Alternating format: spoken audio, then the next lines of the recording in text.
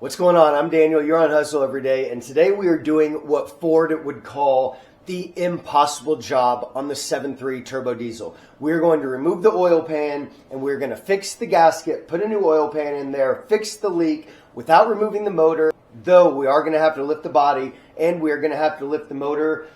It is not near as in-depth as if you have to remove the whole motor. Now, give me a couple minutes here before we get going, run through the parts that we're using. So the first thing I want to do is give you a run through of everything we're using, and then I'll tell you exactly why.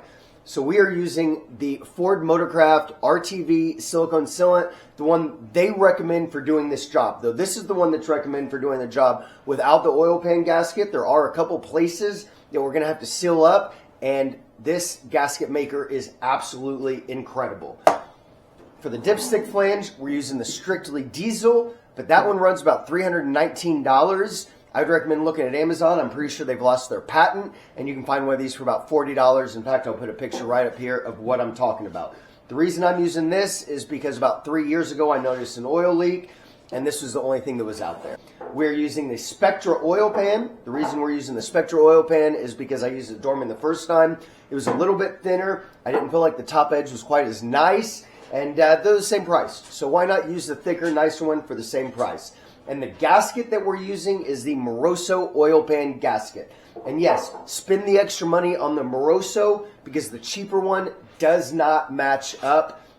Don't try to save the money. This is a job that you really only want to do once. The cheaper one does not come with the studs or the new nuts, so you will be out looking for studs and nuts if you go with the cheaper one and try to save the money. Like I said, this is a job you only want to do once. So go with the better quality products to make sure you only have to do it once. And I truly believe that if you listen to some of the tips and tricks that I'm telling you, that you will be able to do this project on your own also. It just requires a few jacks and the willingness to get under there and get a little bit dirty.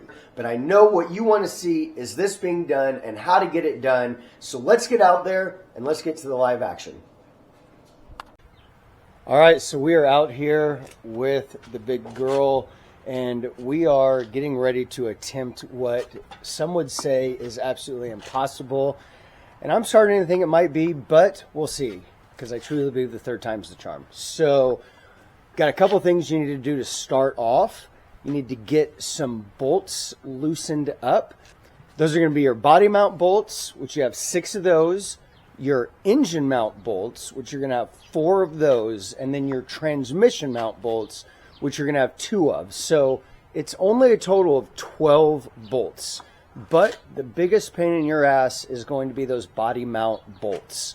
I would highly recommend that if you're doing this job, get yourself a new set of body mounts, because you may end up having to tear them up to get them off. I was able to do this the first time and save 4 of the 6, but being a 25-year-old truck, it just did not make sense to use the old body mounts. So the second time I did this job, I ended up replacing the other 4 body mounts. And I can tell you without a doubt, the truck drives so much better. So, body mounts. You're going to have 2 in the front. And this is the driver's side. One of them is going to be that silver bolt head right down there. And then your other one on the other side is pretty much going to be in the exact same place, just on the other side. It's that silver bolt head there.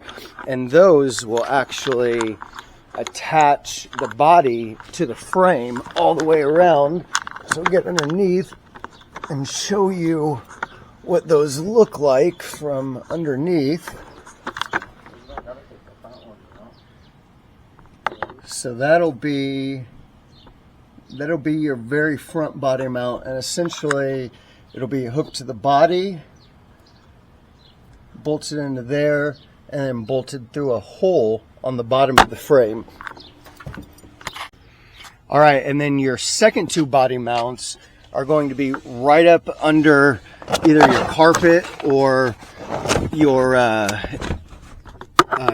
plastic flooring, and that is the hole for that one. And it's obviously that silver bolt head. You're going to have the exact same thing on that side over there, and Those will do the same thing underneath the car. They mount into the body and then they mount into the frame. And then you have your last two that will be under your seat. And it is these here, which I believe they're like a 21 or something. Most of these are pretty large bolts. And you will have to take your seat out. You might be able to get a size 21 wrench in there, but even if you can and you can get it to start turning, most likely the bolt's not going to turn out, or pull out. Most likely what's going to happen is, and there's the body mount from the underside, most likely this piece of metal inside of here is just going to start spinning around, and that's where you're pretty much going to have to cut the body mount if it does that, and then get some pliers or channel locks to grab a hold of that piece of metal in there so that bolt can actually turn out. So those are going to be your 6 body mount bolts. And now we're going to move up underneath the truck. Here is the transmission right here. As you can see, the transmission pan. I have a nice new shiny black trans pan. And there's the oil that's leaking out of my truck on my driveway. It's absolutely awesome. So there is the trans bolts right there. I also have a video on replacing your trans mount. If that's something you're interested in, check that out. I will put a link up here for that. It's not a terribly hard job, but obviously not the easiest job. And then you have your engine mount bolts, which are these right here. And you have 2 on this side. That's kind of your subframe piece or cross member right there. And it's going to be that one. And then you have 2 on the other side that hopefully you guys are able to see them. They are right over there. If you can't see them, I apologize. But they are the only 2 bolts that are that big that are on that subframe. So you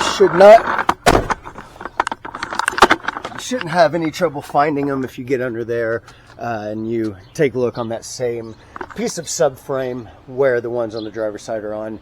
You'll see the ones on the passenger side. So let's go ahead and get the 6 body mounts loosened, the motor mount bolts loosened, the tran mount bolts loosened, and I will be right back and show you what we're going to do next.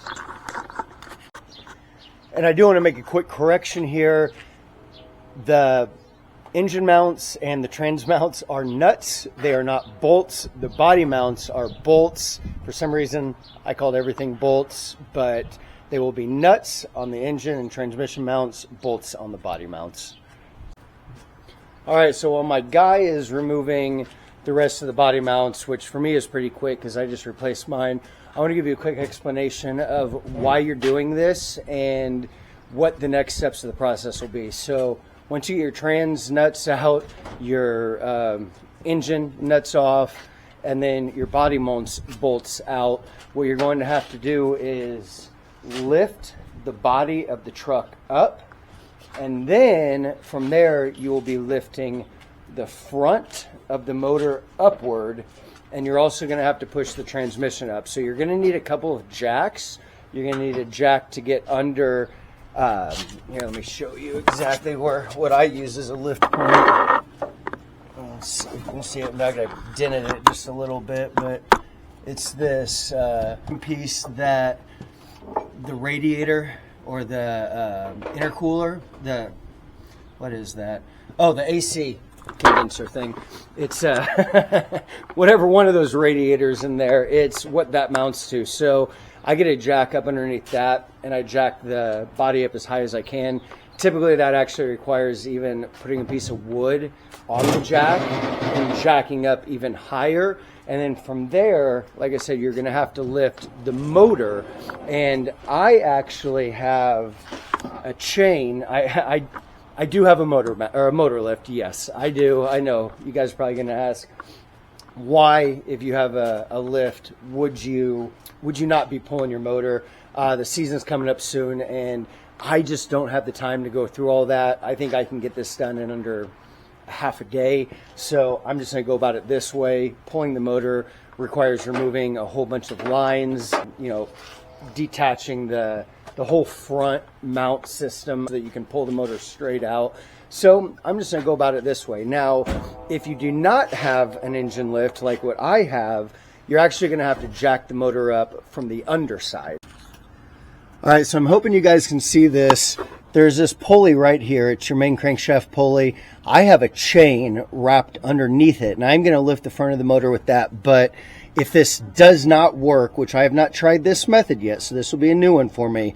Normally what I do is I put a jack on the ground with a block of wood, typically a 4x4, and I'll get it pressed right on the metal of that pulley and lift straight up from there, and it'll actually angle the engine like this so that you have the ability to slide your pan out past your transmission and whatnot. So basically you're lifting your body so that you can lift your engine enough to slant down like that so you can slide it back and have enough room to get the pan from, I guess, in front of the flywheel or the bell housing that is in the way of the oil pan sliding back. Now, I'm going to go ahead and get the motor lifted and get the trans jacked up, and I'll show you what it looks like when we get to that point. So far, we have only been going at this for maybe 20-25 minutes, but I do have new body mounts, and those body mounts can be a real pain in the ass. And the only other thing that you want to do that I have yet to mention is, and I think this kind of goes without saying, but I figured I better throw it in, is go ahead and drain your oil. Do not try to take your oil pan off with oil in the pan. All right, so my oil is draining right now as we speak, and once that's done, I'm going to get the body lifted up and get the engine lifted up. So we'll show you what that looks like in a minute. All right, so we are now lifting the body, and this is kind of what I mean by a jack with a piece of wood on top of it, just to help you get that extra lift that you're not going to get just from the jack alone. I am using a hydraulic bottle jack because it does get a little bit higher. I would recommend something like this, but you could also use something along these lines, you know, just something that gives you a little bit more lift off of a regular jack. If you do go with a regular jack, you're going to need a pretty long board, and I recommend trying to keep the board as short as possible. And I'll show you what this looks like. And you can see the body is lifting. I'll show you what it looks like up here, up on top. So you can see the gap starts getting quite wide between the grill and the bumper. There we go. You see as we keep going, we just keep lifting the body more and more. The body will just keep getting higher, and it'll come to a point where I'm going to start lifting the motor up. And again, we want the motor to kind of angle downward, so we only want the front of the motor lifted. You do have a couple of motor lift points. One is right over in here. It's right in there, and then you have one that's back over behind there. Unfortunately, though, with the way we're lifting this, since it's still hooked to the transmission back there, we can't use the back lift point. It just has to be the front, and you don't want to just hook to the one lift point because it'll pull it up sideways, and then legitimately your whole motor will shift. I mean, it's like a baby rolling over in a cradle, and you don't want that because then you've got to work on shifting your motor around to get it back in the right place. And listen, ask me how I know. I can tell you all about it. All right, so I have the body lifted and I have the motor lifted. It's kind of hard to tell, but it is pretty high. I mean, we've probably lifted it up a good 6-8 inches, something like that, maybe even a little bit more. And then you can see how far the body is now separated from the bumper. And again, that is being done with, we're gonna go sideways here, guys. That's being done with that bottle jack and that piece of wood under there. And at this point, we're going to get under the car. We have drained all the oil. There's the oil drain, and we're essentially just going to go all the way around the oil pan and loosen all the nuts and get the oil pan, hopefully, fingers crossed, pulled off. All right, so here we are. It's the next day. We do have the oil pan out. I forgot to film it coming out, but I'll kind of show you what we did. So we got the front of the engine lifted up. That's kind of where we left off. The truck is separated via the bottle jack there. Now, the only reason you separate that is so you have the ability to lift your motor enough, because as you can see, I'm already kind of pulling on my fan shroud here, lifting up a little bit. If I didn't lift the body, pretty much would rip the fan shroud off of the body itself, because it's hooked to the motor and it's hooked to the body. So how do we get the oil pan out? Well, for me, I use, sorry, we're a little sideways here. I use this Daytona crossbeam jack attachment. Now, you don't have to use that. I use this just because it's what I had and I didn't feel like taking it off my jack. But you can see the main jack point is right there on the knuckle of the drive shaft, and that is the one that's doing the main lifting.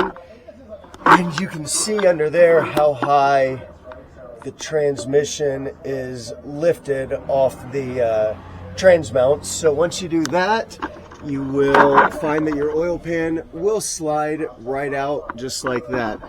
So now onto the steps of getting everything prepared, getting everything ready. I'm going to do a couple things and I'll be right back.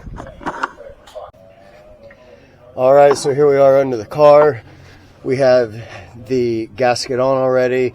I want to point out you need to put a bead of the RTV underneath the gasket where the pan or the engine and the block or whatever it is meet up. You'll see the little split between the two. It's right up under here. Put one there, one on this side, and then you're going to do the same thing up there in the front where the two parts of the motor meet up together. You're also going to want to make sure you have everything as clean as humanly possible before you put this gasket on. You really don't want any oil to be sitting on any of the metal before you put the gasket on, because that can cause a leak. And once you get the gasket on, you do one more wipe down, and then we'll go ahead and we'll fit the pan back up in there. All right, guys, and now that the oil pan is up, you want to tighten all your nuts to between 12 and 15. I don't know if you can read that screen. There you go.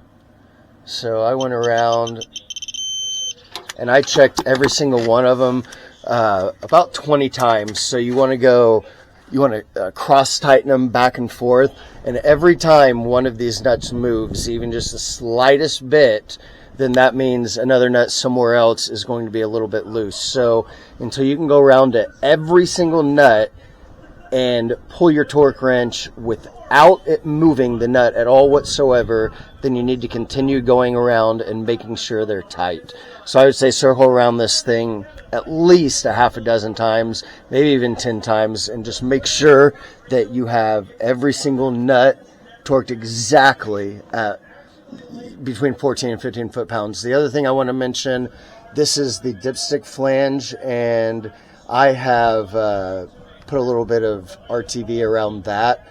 It's going to be about 24 hours before I put oil in here, so this will have plenty of time to set. But I would recommend doing this beforehand also, because these are just known to leak, and if you can get the RTV on it before you put oil in, you're definitely going to be a little bit ahead of the game potentially, because if that starts leaking and you have oil continually dripping out of it, good luck getting any RTV on there that's actually going to seal it up like you need it to. All right, guys, now it is time to drop everything down. So we're going to have to kind of simultaneously drop the body and the motor at the same time, because obviously we lift the body so we can lift the motor. Now, if we drop the body before the motor, then we're going to rip this fan shroud off. So we're going to have to kind of do that. My buddy and I are going to drop them at the same time. And then we have the transmission. And this is something I wanted to show you, because if it happens to you, I don't want you to freak out about it.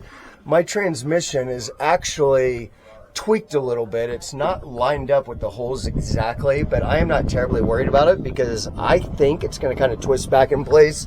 And if it doesn't, there are definitely some things that you can do to make it work, but this is the setup right now. We're going to start by lowering this just a little bit so that the trans mount bolts are kind of lined up, and then we're going to start dropping the motor. And for now, I'm going to hope that as the motor drops and falls in, it just kind of turns the trans back into the position it needs to, and if it doesn't, we'll go from there.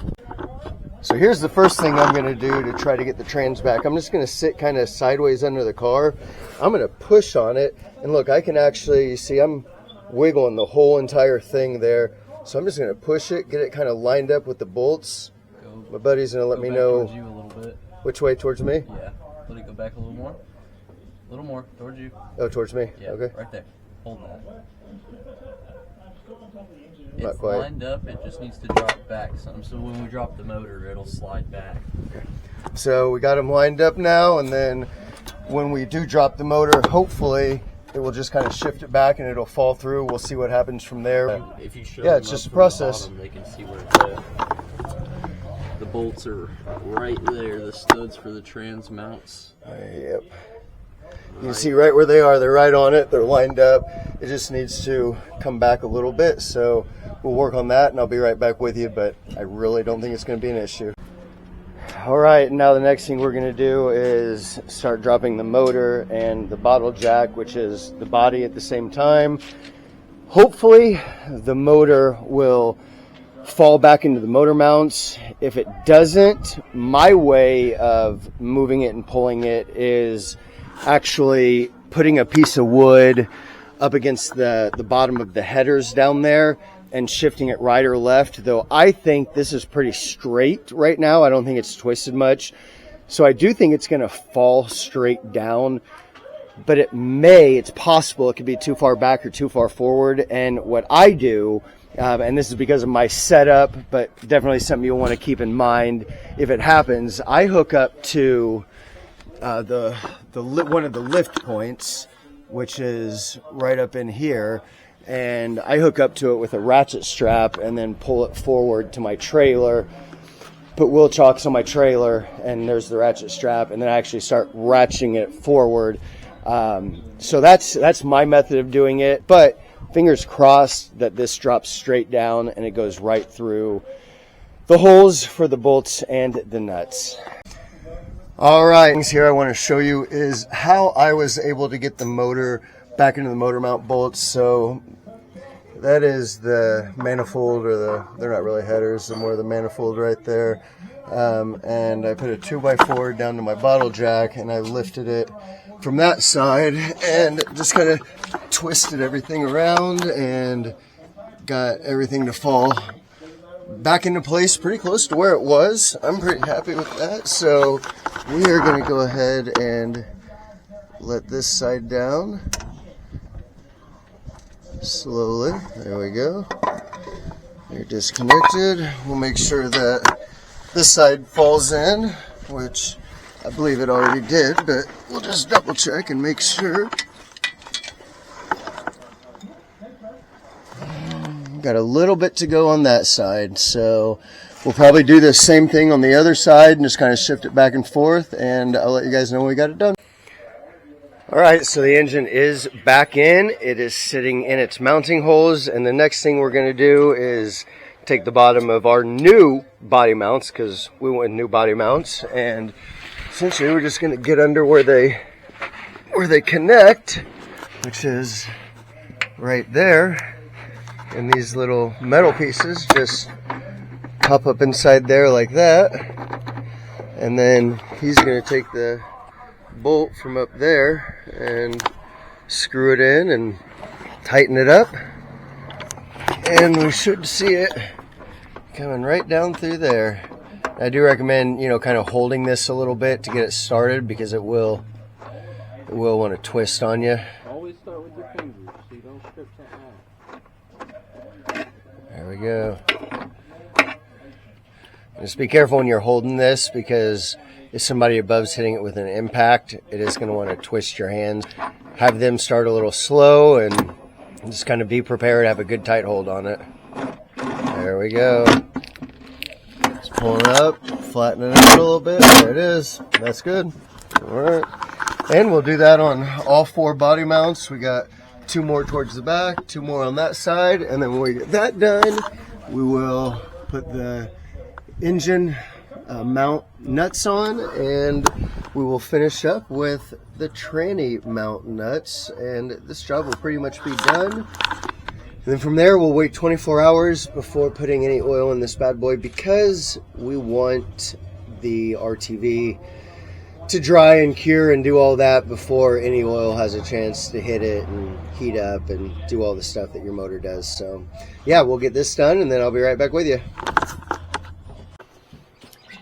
All right, so it is day 3 of this job. Now, don't get confused when I say day 3. We've only been working on this for a couple hours each day. We ran out of daylight the first day. We started late. The second day, we pretty much got it done, and we were only working on it for about an hour and a half or so the second day. And then day 3, we let the RTV dry, and we're getting oil in. So normally, I'm not as cautious with the amount of oil I put in. I know it's about 15 quarts, but this time I am actually filling up a 5-quart oil jug and making sure that I get in about 13.5 quarts of oil. The reason I'm doing this is because the oil filter is going to hold about 1 quart, and then your high pressure oil pump is going to hold about 1 quart, and it calls for around 15 quarts of oil.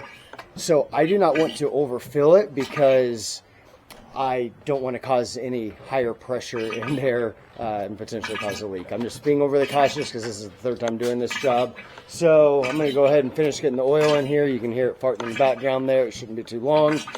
And yeah, we'll start it up. Oh, and also wanted to mention before I put the oil in, I did get back under the truck and I checked the torque one more time to make sure they all hit right on 15. Went all the way around a couple of times just to double, triple, quadruple check to make sure all those torque specs were still on where they're supposed to be, because obviously that's going to cause a leak. So let's get the oil in.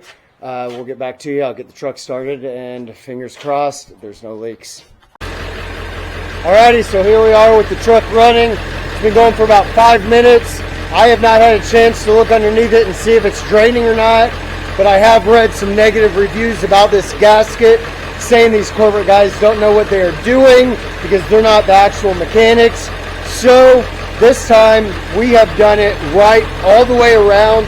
We're going to get under there together and we're going to see if we can find any oil leaks. This is it right here. Here we go. I'm not going to lie, I'm a little bit nervous.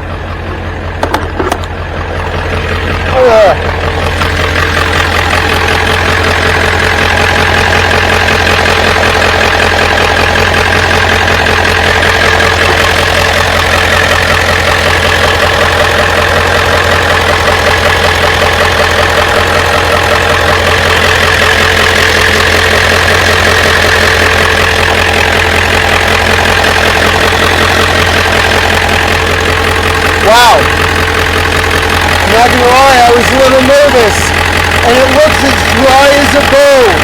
It's amazing. Look at that. There is not a drop of oil.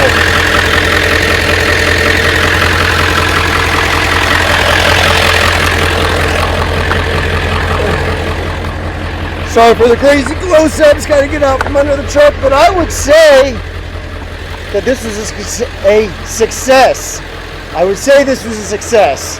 Now, I haven't driven it yet, so, we'll really let it heat up, see what happens. I'll obviously post down below, let you guys know if something does arise, but, we have a good probably 5 to 8 minutes runtime on the truck right now, so it's pretty warm, and we're not seeing any leaks. So, I gotta say, this was a success.